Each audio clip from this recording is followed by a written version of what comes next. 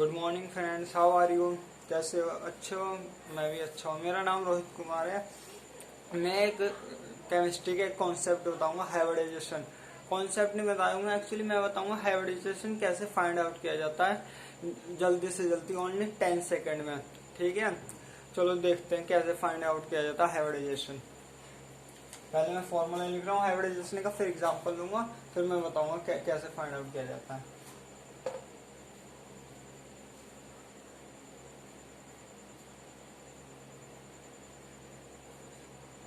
Number of atom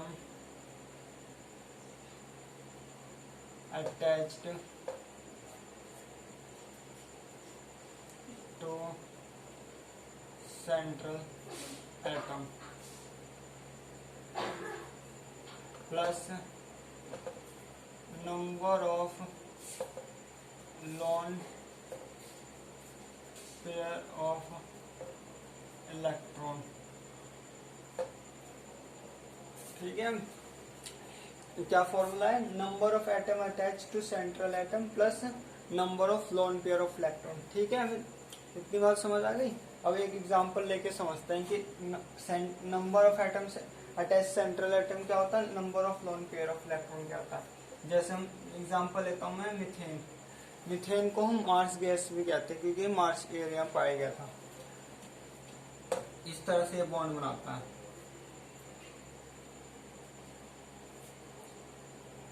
तो जो carbon है हमारा सेंट्रल एटम है। क्या है ये हमारा सेंट्रल एटम?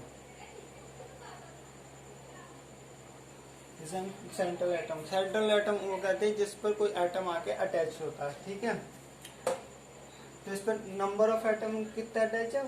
हाइड्रोजन के 4, 1 1 2 3 4 plus number of lone pair of electron कितने हैं? 0। ये कैसे पता? क्योंकि लोन पेयर ऑफ इलेक्ट्रॉन है नहीं। लोन पेयर ऑफ इलेक्ट्रॉन क्या होते हैं? वो इलेक्ट्रॉन जो बॉन्डिंग में पार्टिसिपेट नहीं करते, उसे लोन पेयर ऑफ इलेक्ट्रॉन क्या कहा जाता है।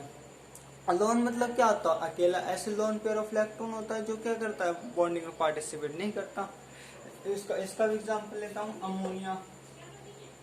ये अमोनिया है, इस तरह से बॉन्ड बनाता है। ठीक है, और यहाँ पर एक लोन पेयर ऑफ इलेक्ट्रॉन भी है इसके पास।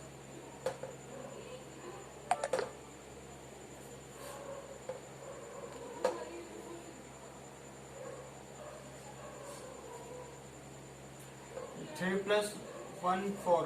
ये लोन पेयर ऑफ इलेक्ट्रॉन क्या चीज होती है, कैसा है, ये मैं बताता हूँ।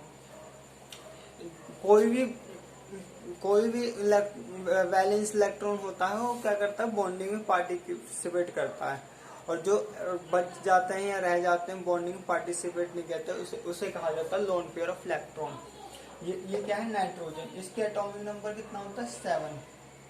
और ऑर्बिट में इलेक्ट्रॉन कैसे बढ़े जाते हैं? पहले सेल में 2, फिर सेकंड सेल में 8, फिर थर्ड सेल में 8।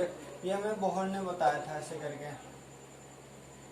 फिर 18, फिर 32। ठीक है, तो ऐसे इसको वैलेंस इलेक्ट्रॉन हम भरेंगे। ठीक है, 2 और 5 7 हो जाएंगे। तो ये 5 वैलेंस इलेक्ट्रॉन का, एक तो इससे बॉन्डिंग में पार्टिसिपेट कर लिया, एक हाइड्रोजन से, इससे, और एक लोन पेयर ऑफ इलेक्ट्रॉन रह गया 4। और ये एक बात और ध्यान रखना, एक इलेक्ट्रॉन नहीं कह रहा मैं, पेयर ऑफ इलेक्ट्रॉन कह रहा हूं मैं। सही है, पेयर ऑफ इलेक्ट्रॉन कितना हो गया? 4। इतनी बात समझ आ गई? फाइंड आउट करना आ गया। तो अभी ये तो समझ आ गया कि हमने हाइब्रिडाइजेशन कैसे निकालते हैं। सही है, अभी हमें कैसे पता है ये 4 पर sp3 होगा, ये sp2 होगा। ठीक है, ये भी मैं बताता हूँ। ये 4 आया तो ये कितने ऑर्बिटल पार्टिसिपेट कर रहे हैं? 4। तो इसके लिए हाइब्रिडाइजेशन sp3। ठीक है, sp3, एक s का इस्तेमाल हो रहा है हमारा, और 3 हमारे इसके इस्तेमाल हो रहे हैं p ऑर्बिटल के। 1 और 3 प्लस कितना हो गया? 4 हो गया। तो इस हिसाब से हाइब्रिडाइजेशन sp3 हो गई, और अमोनिया की भी sp3 हो गई। इतनी बात समझ आ गई? इसलिए आप स्क्रीनशॉट ले लो। ठीक है, स्क्रीनशॉट ले लिया हो तो मैं आगे और चलता हूँ और हाइब्रिडाइजेशन नंबर के कौन से नंबर पर क्या हाइब्रिडाइजेशन बनती है ये बताता हूँ आप लोगों को। ठीक है, रब कर रहा हूँ मैं।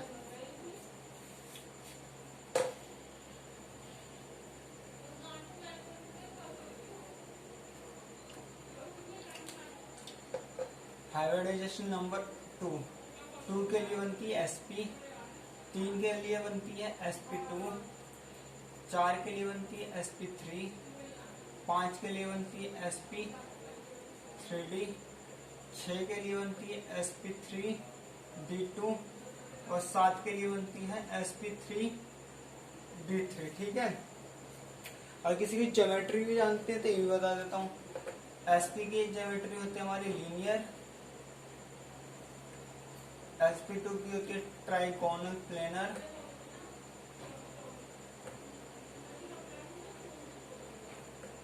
sp3 की होती है हमारी टेट्राहेड्रल,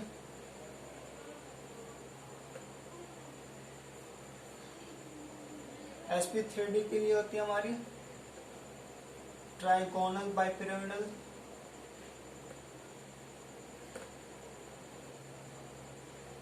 बाइपिरामिडल, ये समझ लेना, इधर लिख देता हूँ मैं बाइपिरामिडल की स्पेलिंग जिससे नहीं दिखाई देगा। ठीक है, 6 के लिए हमारी होती है ऑक्टाहेड्रल, 7 के लिए हमारी हाइब्रिडाइजेशन ये बनती है हमारी पेंटागोनल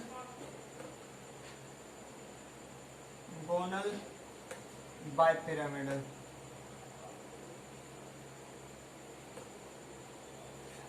ठीक है, अगर हाइब्रिडाइजेशन नंबर हमारी 2 आती है तो sp बनेगा, 3 आती है तो sp2 बनेगा, 4 आती है तो sp3 बनेगा और 5 आती है तो sp3d बनेगा, 6 आती है तो sp3d2 बनेगा, 7 आती है तो sp3d3 बनेगा। और एक स्पेशल केस और होता है 4 में, 5 में, 6 में, 7 में, तो उसको भी बता देता हूँ मैं। d2 sp, d2 sp, sp2 d, sp3 d, sp3 d3 sp3। ये जो स्पेशल केस है ये हमारी 12th क्लास की केमिस्ट्री का चैप्टर है, कोऑर्डिनेशन में पढ़ाया जाता है। 11th क्लास वाले स्टूडेंट आपको ये नहीं समझ आएगा, मैंने फिर भी बता दिया, आप आगे आपके काम आएगा। स्पेशल केस होता है, इसमें क्या हो जाता है, स्ट्रॉन्ग लिगेंड जो होता है बैक पेयरिंग कर देता है, तो इसलिए उसमें डी ऑर्बिटल की पेयरिंग हो जाती है, ये हाइब्रिडाइजेशन होता है। इसकी मैं जो एंगल भी जानना है तो एंगल भी बता देता हूँ।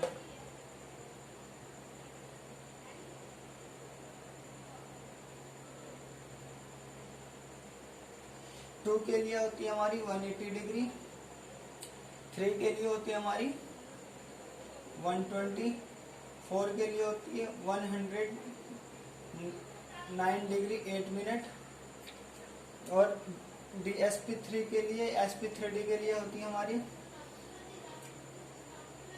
90 डिग्री एंड 120 डिग्री और 6 जिसकी हाइब्रिडाइजेशन नंबर आता है उसके लिए होता है हमारा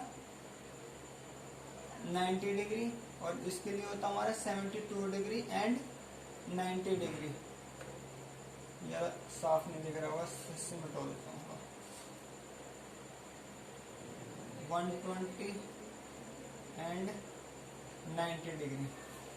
एक बात मैंने ये बताई 8 मिनट, ये 8 मिनट कभी टाइम नहीं होता, ये एक्चुअली डिस्टेंस होता है। मैं फिर कभी बताऊंगा कैसे इसे मिनट को डिस्टेंस में कन्वर्ट किया जाता है जो इसमें होता है। ठीक है, इतनी बात समझ आ गई?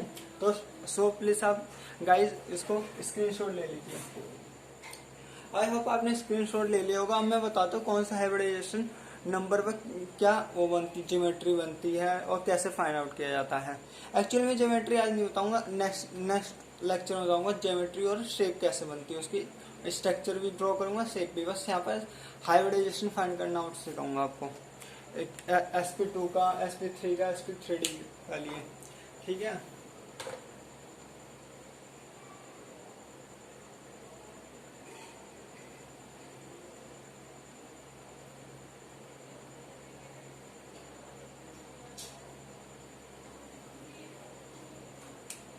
जैसे कि बेरिलियम, इसका हाइब्रिडाइजेशन sp होता है। अब निकाल के दिखाता हूँ। बेरिलियम इस तरह से बॉन्ड बनाता है, एक इलेक्ट्रॉन क्लोरीन को दे देता है, एक इलेक्ट्रॉन इस क्लोरीन को दे देता है। इसका एटॉमिक नंबर कितना होता है 4। अभी मैंने क्या बता दिया, इस तरह से भरा जाता तो पहले सेल में कितने इलेक्ट्रॉन होंगे 2 और दूसरे सेल में 2, आउटर दूसरा सेल मतलब आउटर मोस्ट सेल में कितने इलेक्ट्रॉन रह जाएंगे 2। तो इस तरह से बॉन्डिंग बना लेगा। तो ये कितने एटम अटैच है, सेंट्रल एटम क्या है हमारा ब्लेरिक, ये हो गया। इस पर क्या कितने एटम अटैच है 2, लोन पेयर ऑफ इलेक्ट्रॉन है 2 थे, 2 की 2 पार्टिसिपेट कर लिए। तो इसके हिसाब से हाइब्रिडाइजेशन क्या आ गई हमारी sp। अब तीसरा केस लेते हैं BF3। BF3 जो होता है ये हमारी लुईस एसिड होता है, ये क्योंकि इलेक्ट्रॉन डेफिशिएंट स्पीशीज होता है। और हमें पता है जो लुईस ने ये कॉन्सेप्ट किया था, इलेक्ट्रॉन रिच स्पीशीज जो होते हैं बेस होते हैं, जो इलेक्ट्रॉन डेफिशिएंट स्पीशीज होते हैं उसे एसिड कहा जाता है। तो ये इस तरह से क्या कर देगा, ये भी इस तरह से बॉन्डिंग बना लेगा। तो इसके पास कितने एटम अटैच्ड हैं 3, लोन पेयर ऑफ इलेक्ट्रॉन 0। तो इसका हाइब्रिडाइजेशन नंबर 3, तो इस हिसाब से कितना बन जाएगा sp2, क्योंकि एक s ऑर्बिटल यूज कर रहा है, 2 ऑर्बिटल इस्तेमाल कर रहा है। ठीक है, एक और केस लेता हूँ मैं मीथेन का। अभी मैंने मीथेन का लिया था, अभी आपको बताया था, इसमें भी ऐसे ही होता है, 4 बॉन्ड बनाएगा तो कितना होगा sp3।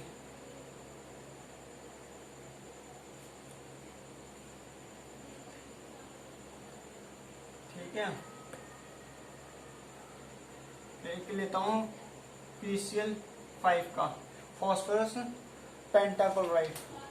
ये भी इस तरह से अब इलेक्ट्रॉन क्या कर देगा, बॉन्ड बना लेगा अपना।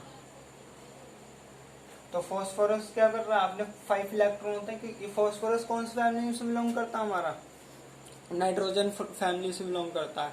और नाइट्रोजन फैमिली का भी मैंने बताया था कैसे इस तरह से भरा गया था ना, ये इस तरह से भरा जाएगा 10 और तीसरे सेक्शन में हमारे 5 आ जाएगा।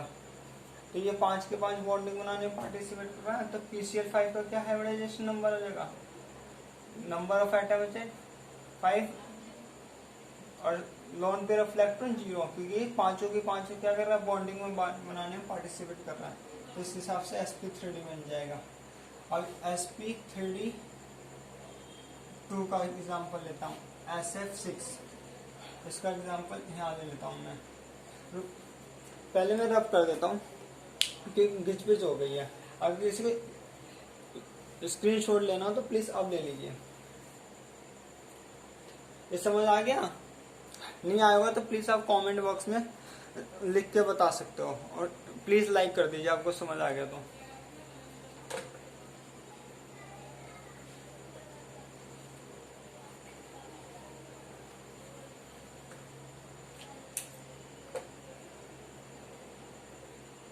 SF6 ये क्या सल्फर है, ये क्या फॉस्फोरस है, फ्लोरीन, ये क्या कर रहा है इसके साथ इस तरह से बॉन्ड बना रहा है।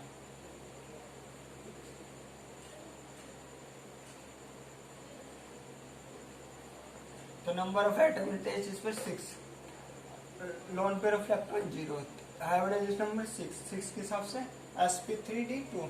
और ये इसके लोन पेयर ऑफ इलेक्ट्रॉन क्यों नहीं बचा, क्योंकि इसके वैलेंस इलेक्ट्रॉन 6 होते हैं।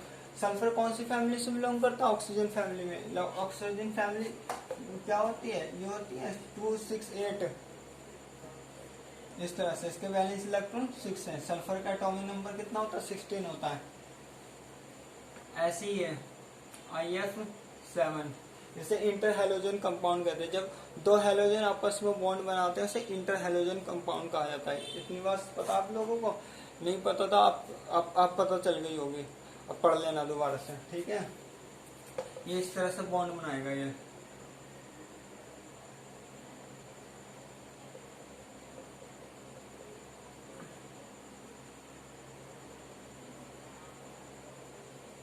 तो नंबर ऑफ एटम अटैच कितने, सेंट्रल एटम आयोडीन के पास 7, लोन पेयर ऑफ इलेक्ट्रॉन 0, क्योंकि इसकी वैलेंस इलेक्ट्रॉन कितना होता है आयोडीन के 7, क्योंकि 17 ग्रुप में बिलोंग करता है, तो इसके पास 7 थे और 7 के 7 ये पार्टिसिपेट कर रहा है बॉन्डिंग बनाने में। तो वैलेंस इलेक्ट्रॉन 7 थे, लोन पेयर इलेक्ट्रॉन बचे नहीं, तो क्या होगा हाइब्रिडाइजेशन 7।